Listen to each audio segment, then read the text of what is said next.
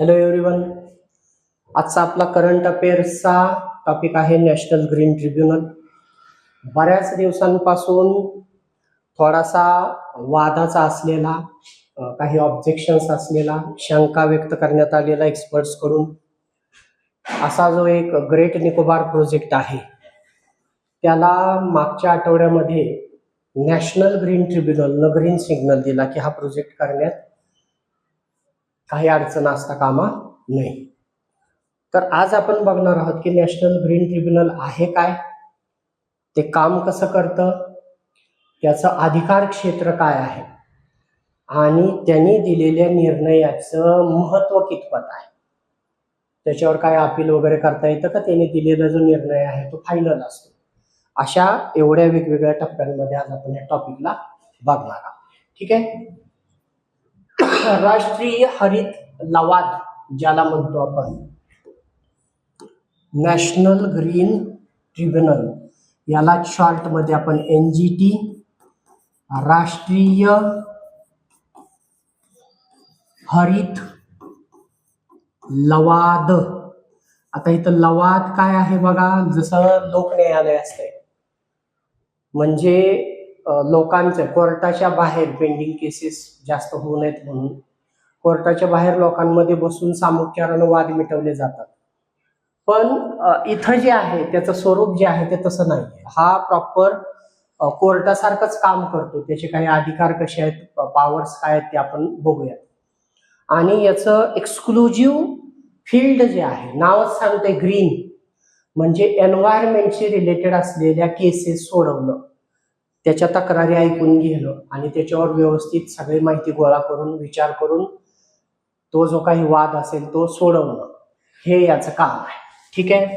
कधी स्थापन झालंय बघा, आपल्यासाठी परत MCQच्या अँगल महत्वाचे, 2002 मध्ये नॅशनल ग्रीन ट्रिब्युनल ऍक्ट नुसार स्थापन झालेलं आहे. दोन प्रकारच्या बॉडीज बघतो आपण, दोन प्रकारच्या संस्था बघतो आपण पॉलिटीमध्ये. एक जी कॉन्स्टिट्यूशन लिहितानाच होती, कॉन्स्टिट्यूशन मध्येच होती, त्याला आपण कॉन्स्टिट्यूशनल बॉडी म्हणतो. आणि नंतर वेगवेगळे कायदे बनवून बनवले गेलेले ज्या बॉडीज आहेत त्याच्यासाठी शब्द काय वापरतो आपण, स्टॅट्युटरी बॉडी. तर ही स्टॅट्युटरी कायद्यानं बनवलेली बॉडी आहे. याचा हेतू काय आहे पहा, effective and expeditious disposal of cases, हे महत्वाचं आहे. नुसतं फास्ट, एक्सपिडियस म्हणजे फास्ट, जलद, पण नुसतं जलद नाही, कशा असलं पाहिजे, तो इफेक्टिव्ह पण असला पाहिजे. म्हणजे या कोर्टानं अशा केसेस भरभर निकाली तर काढाव्यातच ज्या एन्व्हायरमेंटशी रिलेटेड आहेत. कारण याच्यात वेळ लागला तर तिकडं ज्या प्रकरणाशी संबंधित सुनावणी चालू आहे त्याच्यामुळे एन्व्हायरमेंटचं बरंचसं नुकसान होऊन गेलेलं असेल आणि नंतर मग उशिरा निर्णय देऊन ते झालेलं नुकसान भरून येणार नाही आणि रिलेटेड पार्टीज कडून दंड वगैरे वसूल करून ते काही तेवढं इफेक्टिव्ह होणार नाही. त्याच्यामुळे इफेक्टिव्ह अशा पद्धतीनं, अतिशय जलद पद्धतीनं डिस्पोजल म्हणजे निकाली काढणं. आणि केसेस, कुठल्या cases, environmental protection and conservation of forest and other natural resources, म्हणजे फक्त जंगलाशी संबंधित नाही. जसं एखाद्या ठिकाणी मायनिंग चालू आहे तर माती पण नॅचरल रिसोर्स आहे, रॉक्स पण नॅचरल रिसोर्सेस आहेत, त्याच्यात सापडणारे मिनरल्स नॅचरल रिसोर्सेस आहेत. त्या सगळ्यांशी संबंधित केसेसवर सुनावणी घेणे, त्याची जलद सुनावणी करून निकाल देणे. आणि एन्फोर्समेंट ऑफ, एन्फोर्समेंटचा अर्थ आहे अंमलबजावणी, इम्प्लिमेंटेशन. तसा हा शब्द आता बऱ्याच जणांना बऱ्याच वर्षांपासून माहिती झालेला आहे. ED, एन्फोर्समेंट डायरेक्टरेट, अंमलबजावणी संचालनालय. तर अंमलबजावणी of any legal right relating to environment, एन्व्हायरमेंटशी रिलेटेड असलेल्या एखाद्या कायद्यातल्या एखाद्या अधिकाराची अंमलबजावणी करण्याविषयी सुद्धा या न्यायालयामध्ये सुनावणी घेता येऊ शकते. अजून काय आहे पहा यांचं काम, giving relief and compensation for damages. समजा एखाद्याच्या ऍक्शनमुळं, एन्व्हायरमेंटल रिलेटेड कुठल्याही गोष्टीमुळं, त्या ऍक्शनमुळं damages to persons and property, जसं की वन विभागानं प्रॉपर व्यवस्थित काळजी घेतली नाही म्हणून जंगलाच्या आजूबाजूच्या शेतकऱ्यांच्या शेतीचं नुकसान झालं, प्रॉपर्टीचं नुकसान झालं, काही लोक मारले गेले. अशा केसेसमध्ये सुद्धा जर वन विभागानं काळजी घेतली नाही तर या केसेस या न्यायालयापुढे चालवता येऊ शकतात. For matters connected there with incidental return, हे एक फ्रेज आहे पहा, ही अतिशय महत्वाची फ्रेज आहे जी आपल्याला सीसेटच्या अँगलनं पण बघायला पाहिजे. मॅटर्स कनेक्टेड देअर विथ म्हणजे जी काही सुनावणीला आलेलं आहे त्याच्याशी थेट संबंध असलेली गोष्ट, matters connected there with or incidental there to, किंवा त्याच्याशी संबंधित सेकंडरी गोष्ट, म्हणजे त्याच्या मेन जी सुनावणीची गोष्ट आहे that is matters connected to there with, आणि त्याच्यातून उद्भवलेली जी दुसरी गोष्ट सेकंडरी गोष्ट आहे इन्सिडेंटल देअर टू, त्यांची सुद्धा सुनावणी नॅशनल ग्रीन ट्रिब्युनल करू शकते. It is a specialised body, obviously माहीतच आहे, एक्सपर्टाइज टू हँडल एन्व्हायरमेंटल. बघा यांच्याकडे एक्सपर्ट्स लोक आहेत कशाला, to handle environmental disputes involving multi disciplinary issues. हे महत्वाचं आहे, मल्टी डिसिप्लिनरी. एखाद्यानं खण खाल्ले आणि त्याच्यामधून मिनरल चोरले तर बाबा नक्की याचा एन्व्हायरमेंटवर काय परिणाम झालाय, याचं गव्हर्नमेंटचं किती व्हॅल्यूचं नुकसान झालंय, आणि त्यासाठी म्हणून मग त्याच्याशी रिलेटेड एक्सपर्ट्सना बोलवण्यात येईल आणि त्यांच्याकडून सल्ला घेऊन डिस्कस करून मग निर्णय देण्यात येईल. ठीक आहे. The tribunal shall not be bound by, हे परत महत्वाचं आहे. यावर, या न्यायालयावर, या लवादावर बंधन नाही. कशाचं? Code of civil procedure 1908. म्हणजे जनरली जे सिव्हिल केसेस चालतात त्या कायद्याच्या तरतुदी याच्यावर बंधनकारक नाही. मग आता कायद्याच्या तरतुदी सिव्हिल केसेस जे आहेत त्याच्या तरतुदीच याच्यावर लागू नाही, मग हे कोर्ट कुठल्या कायद्यानुसार काम करते? म्हणजे एखाद्याला शिक्षा द्यायची असेल तर ती कुठल्या कशाच्या आधारावर देते? एखाद्याकडून दंड वसूल करायचा असेल कुठल्या कायद्यानुसार करते? त्याचं उत्तर काय आहे? But shall be guided by principles of natural justice. बघा दोन शब्द आहेत, एक आहे नॅचरल जस्टिस आणि दुसरा असतो लिगल जस्टिस. कायद्यानुसार दिला गेलेला न्याय इज अ लिगल जस्टिस. जसं ह्या कायद्यातल्या तरतुदीनुसार कोर्टानं सुनावणी घेतली आणि कायद्याला धरून काही शिक्षा दिली तर तो काय झाला? Legal justice. पण ही वाईड टर्म आहे. समजा ह्या कायद्यातल्या तरतुदीनुसार एखादी गोष्ट गुन्हा नाही, परंतु कोर्टाला एखाद्या केसमध्ये असं वाटलं की अरे तसं बघायला गेलं नॅचरली तर खरंच या जंगलाच्या आजूबाजूच्या आदिवासी लोकांचं नुकसान झालेलं आहे आणि कुठलाही कायदा त्याची दखल घेत नाही, तर त्या नॅचरल जस्टिसचा उपयोग करून हे न्यायालय आपल्या अधिकार कक्षेत आदेश देऊ शकते. म्हणजे थोडक्यात याचं अधिकार क्षेत्र जास्त ब्रॉडर आहे असं म्हणायला हरकत नाही. ठीक आहे. Tribunals dedicated jurisdiction in environmental matters shall provide speedy. हे तर बघितलंय आपण. एक्सपिडियस काय एक्सपेक्टेड आहे यांच्याकडून? स्पीडी जस्टिस एक्सपेक्टेड आहे. And help reduce the burden of litigation in the higher courts. याची स्थापना करण्यामागचा उद्देशच मुळात हा आहे की रेग्युलर न्यायालयांपुढे साचत चाललेला जो सुनावण्यांचा ढीग आहे त्याच्यातून एन्व्हायरमेंट सारख्या अतिशय सेन्सिटिव्ह मुद्द्यांना वेळ देता येत नाही, किंवा वेळ गेला तर नुकसान भरपूर होऊ शकते. त्यासाठी पॅरलल याची स्थापना केलेली आहे. Sorry. Tribunal is mandated to make and endeavour for, endeavour म्हणजे प्रयत्न करणे, mandated to make the disposal of applications of or appeals. बघा ऍप्लिकेशन ऑर अपील्स फायनली, हे महत्वाचं आहे. कालावधी किती दिलाय स्पीडीला बघा. याला अधिकार क्षेत्र दिलेलं आहे आणि त्यांना तसं थोडंसं बंधन आहे की 6 महिन्याच्या आत हे सगळं निकाली लागलं पाहिजे. मग तुमच्या पुढे आलेलं पहिलं ऍप्लिकेशन असो किंवा अपील असो ते 6 महिन्याच्या. आता अपील कुठून येणार आहे ते पण आपण बघूया. सगळ्यात सुरुवातीला या कायद्यानुसार सेटअप 5 प्लेसेसवर हे एनजीटीचे न्यायालयांची स्थापना करण्यात आली. ठीक आहे. मोर ऍक्सेसिबल, देशाच्या वेगवेगळ्या भागातल्या लोकांना दरवेळेस दिल्लीला जाता येणं शक्य नाही, त्या भागाला जवळ पडतील अशा प्रकारची शहरं निवडून तिथे यांची स्थापना करण्यात आली. बघा आता पहिलं कोण आहे, सॉरी, न्यू दिल्ली हे जे आहे ते मेन प्लेस ऑफ सिटिंग आहे याचं. आणि त्यानंतर बाकीचे 4 आहेत, भोपाळ, पुणे, कोलकाता आणि चेन्नई. आणि याची लोकेशन बघाल तर बघा, भोपाळ मध्य भारतात येतं, पुणे वेस्टर्न इंडियात येतं, कोलकाता ईस्टर्न इंडियाला आणि चेन्नई साऊथ इंडियाला. त्या भागातल्या लोकांना याची ऍक्सेसिबिलिटी सोपी व्हावी म्हणून. स्ट्रक्चर अँड कंपोजिशन हा परत एमसीक्यूचा पार्ट आहे, हे आत्ताचं स्टेटमेंट पण एमसीक्यूचा पार्ट आहे. ठीक आहे. कसं स्ट्रक्चर असतं, चेअरपर्सन जो असतो याचा हा रिटायर्ड सुप्रीम कोर्ट किंवा हायकोर्टचे चीफ जस्टिस असतात. फक्त जज नाही, चीफ जस्टिस आहेत लक्षात घ्या.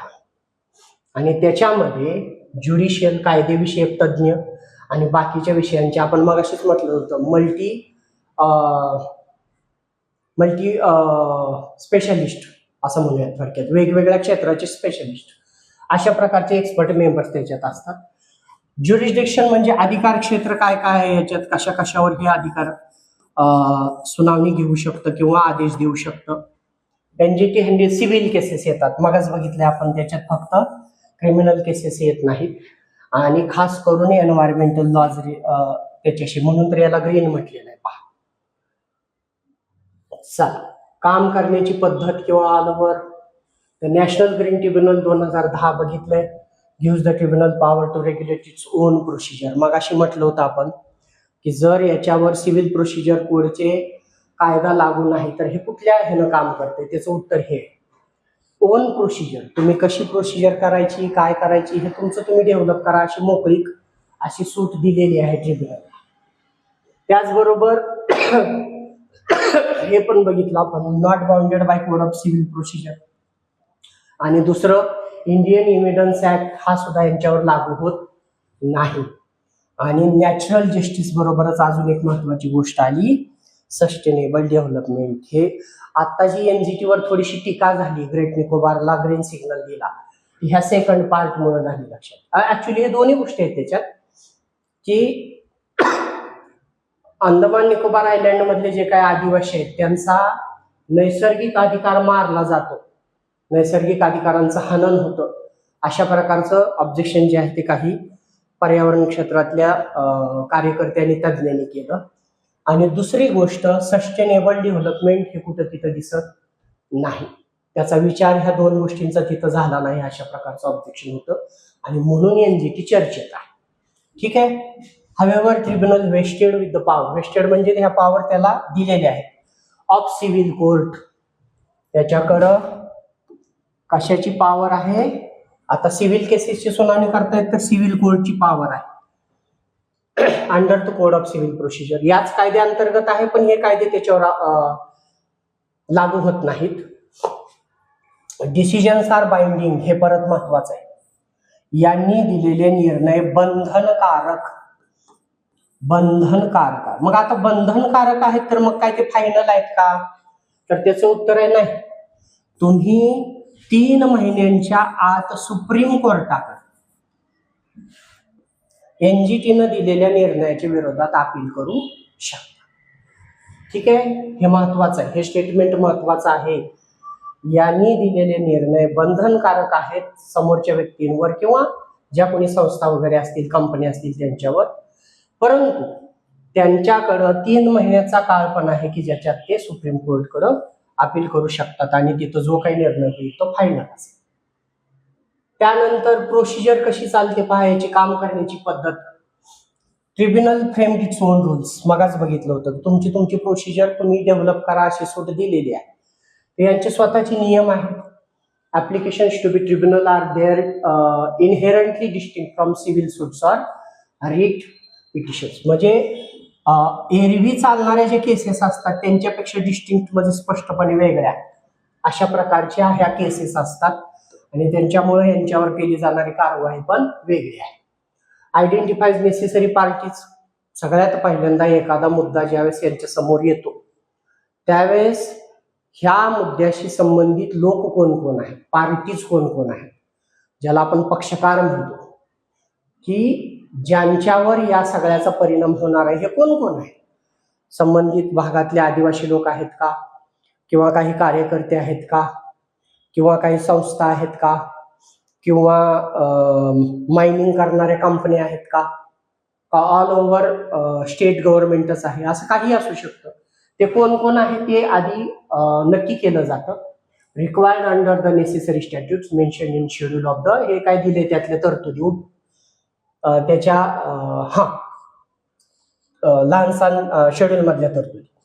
रिक्वायर्स देम टू प्रॉम्प्टली, बघा एकदा का कोर्टानं निश्चित केलं की हे त्याच्या पार्टीज आहेत तर त्यांना लगेच पाठवलं जातं काय, ईमेल. म्हणजे इथं पत्र पाठवा, मग पत्र महिन्यानं पोहोचेल, मग तो पत्र घेणारा नव्हताच तिथं, मग माघारी आलं, तिथं स्वीकारणारा कोणी नाही, अशात विलंब होऊ नये म्हणून थेट त्या व्यक्तींना किंवा पार्टीजना ईमेल पाठवला जातो, एकदम स्पीडी काम व्हावं म्हणून, which saves the time and cost. आणि नेहमीच्या सिव्हिल केसेसमध्ये किंवा रिट पिटिशन मध्ये जसं केलं जातं, प्रत्येकाला वेगवेगळ्या एव्हरी पार्टीला नोटिसेस पाठवल्या जातात, तसं इथं केलं जात नाही. सरसकट सगळ्यांना नोटीस काढली जाते आणि सगळ्यांना पाठवून दिली जाते. एंटरटेन्स लेटर पिटिशन्स हे अतिशय महत्वाचं फीचर आहे. पहा, एखाद्यानं माझ्या भागात एन्व्हायरमेंटचं नुकसान होतंय, अशी गोष्ट घडते, असं नुसतं पत्र जरी पाठवलं तरी त्याची दखल हे घेते. अतिशय महत्वाची गोष्ट आहे, लक्षात घ्या. मग जे काही पत्र, आता तुम्ही पत्र पाठवलं लगेच ते त्याच्यावर सुनावणीच होईल असं नाही. आधी कोर्ट काय करेल, व्हॅलिड कंप्लेंट, म्हणजे हे जे काही तक्रार आलेली आहे ती व्हॅलिड आहे का, योग्य आहे का, ते आधी तपासेल. सदर जे काही रिलेटेड लोक असतील त्यांच्याशी कम्युनिकेट केलं जाईल की बाबा आम्हाला असं असं पत्र आलंय आणि ह्या भागात असं ऍक्टिव्हिटी चालली आहे असं आम्हाला कळलंय, तर हे खरं आहे, ठीक आहे. आणि अशी कंप्लेंट बरोबर आहे का नाही चेक करताना taken note of even in the absence of any representation from the aggrieved party. ज्याचं नुकसान झालंय त्यानं पत्र पाठवलंय तर त्याची बाजू मांडायला नेहमीच्या कोर्टात कोणतरी लागतो, वकील लागतो, कोणीतरी लागतो.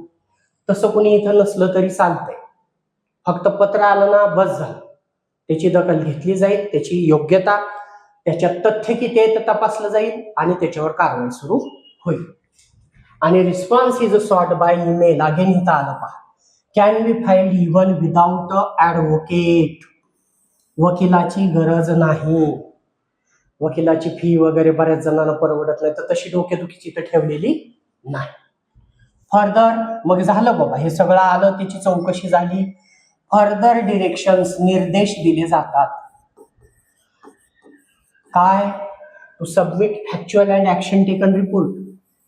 आम्ही तुम्हाला अशा अशा पत्रावर आल्यानंतर तुम्हाला म्हणजे अधिकारी वगैरे जे संबंधित असतील, समजा वन विभाग, तर त्यांना आदेश केला एनजीटीचा की ह्या प्रकरणाची चौकशी करा आणि ती चौकशी करून त्याचा factual and action taken report पाठवून द्या आम्हाला. Issued to identified statutory authorities and or experts identified by the tribunal. ह्या सगळ्या प्रकरणाची तपासणी करायला काही एक्सपर्ट नेमले आणि काही स्टॅट्युटरी ऑथॉरिटी म्हणजे अधिकारी वर्ग आहे, त्यांना सांगितलं गेलं आणि या सगळ्यांकडून आलेला रिपोर्ट जो आहे तो मागवला गेला as a deemed appropriate to investigate the claims of environmental damage. निसर्गाचं, पर्यावरणाचं जे काही नुकसान झालंय त्याच्यासाठी ही चौकशी करायला लावली गेली, त्याचा रिपोर्ट मागवला गेला आणि मग शेवटी बघा काय काय झालंय.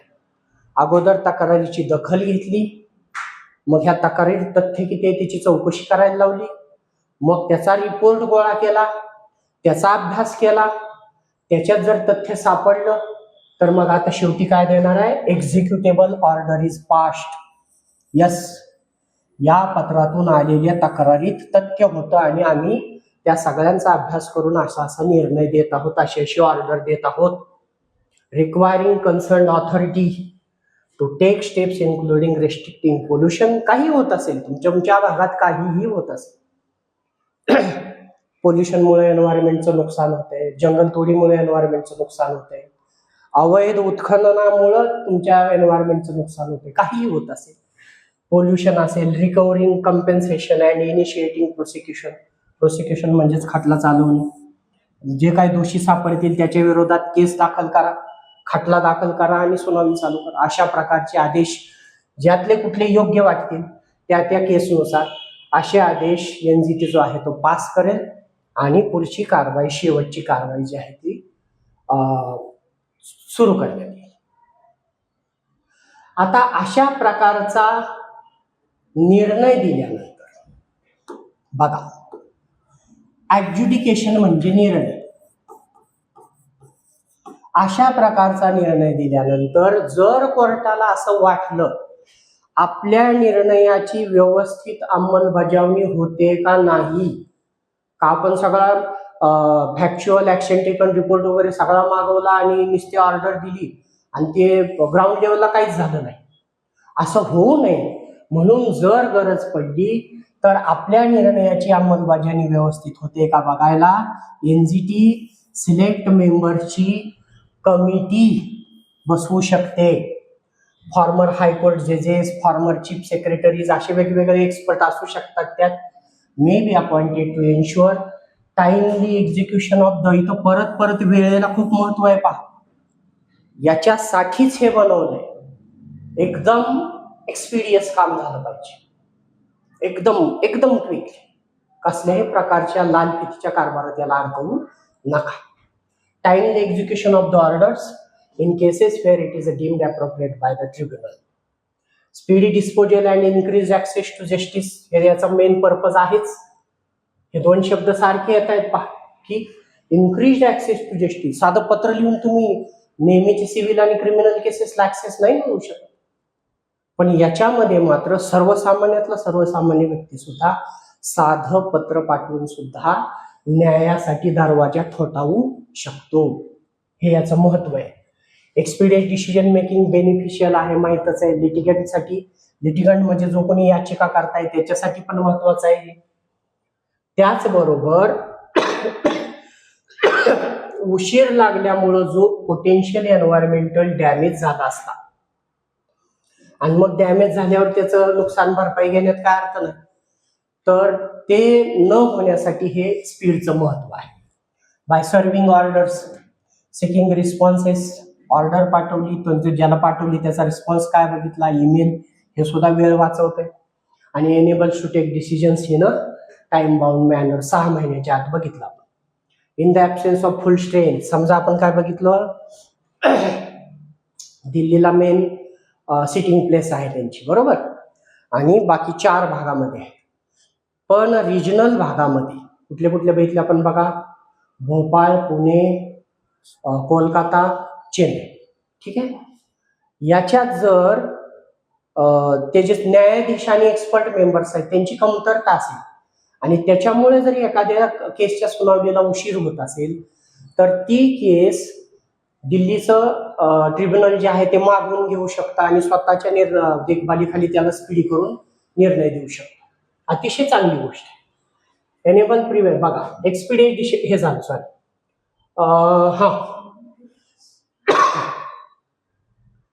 in the absence of full strength in regional benches, principal bench जे आहे hearing applications from other jurisdictions remotely by video conference. हे पण बघा, वेळ वाचवायचंच साधन आहे.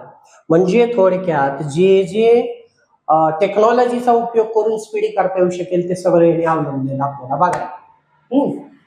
व्हिडिओ कॉन्फरन्सिंगनं त्या सगळ्या सुनावण्या केल्या जातात आणि स्पीडी त्याचा निर्णय दिला जातो. अलीकडच्या काळातलं अतिशय महत्वाचं आता आपण बोललो होतो तेच आहे ग्रेट निकोबार आयलँडवरचा मेगा प्रोजेक्ट जो आहे त्याच्याविषयी यांनी ग्रीन सिग्नल दिला. त्याच्यावर बऱ्याच पर्यावरण तज्ज्ञांचे ऑब्जेक्शन्स आहेत, पर्यावरणीय कार्यकर्त्यांचे ऑब्जेक्शन्स आहेत आणि म्हणूनच एनजीटी न्यूजमध्ये होतो आणि म्हणून आज आपण याला कव्हर केलेला आहे. तर हा होता आपला आजचा मुद्दा. अपेक्षा करूयात त्याला सॉरी जेवढं थरोली कव्हर करता येईल तेवढा आपण करायचा प्रयत्न केलाय. याच्यातून काही सुटता कामा नये अशी अपेक्षा करू. थँक्यू.